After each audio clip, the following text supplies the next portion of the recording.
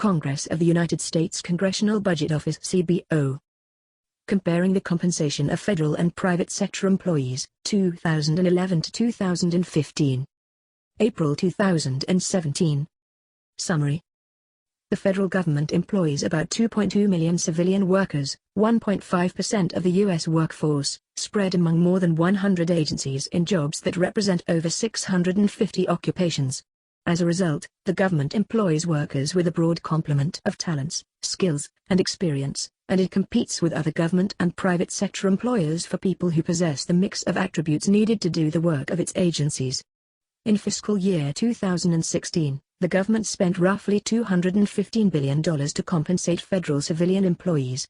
About two-thirds of that total was spent on civilian personnel working in the Department of Defense, the Department of Veterans Affairs, or the Department of Homeland Security. Federal employees typically receive periodic increases in their wages on the basis of performance, longevity, and changes in private sector pay. However, lawmakers eliminated annual across-the-board increases for most federal civilian workers in calendar years 2011, 2012, and 2013. How does the compensation of federal civilian employees compare with that of employees in the private sector?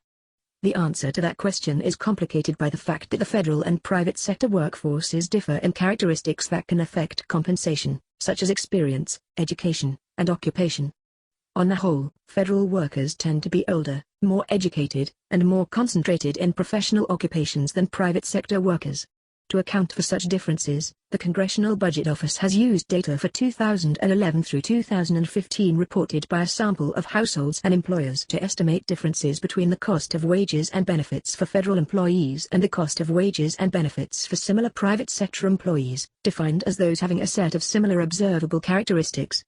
Specifically, in its analysis, CBO sought to account for differences in individuals' level of education, years of work experience, occupation, size of employer, geographic location, region of the country and urban or rural location, veteran status, and various demographic characteristics, age, sex, race, ethnicity, marital status, immigration status, and citizenship. This report updates a 2012 CBO report that compared the compensation of federal and private sector employees for the 2005 to 2010 period.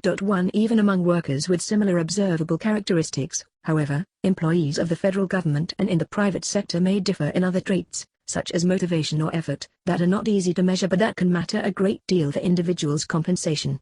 Moreover, substantial ranges of compensation exist in both the federal government and the private sector among workers who have similar observable attributes. Therefore, even within groups of workers who have such similarities, the average differences in compensation between federal and private sector employees do not indicate whether particular federal employees would receive more or less compensation performing a similar job in the private sector. CBO's analysis focuses on wages, benefits, and total compensation, the sum of wages and benefits. It is intended to address the question of how the federal government's compensation costs would change if the average cost of employing federal workers was the same as that of employing private sector workers with certain similar observable characteristics.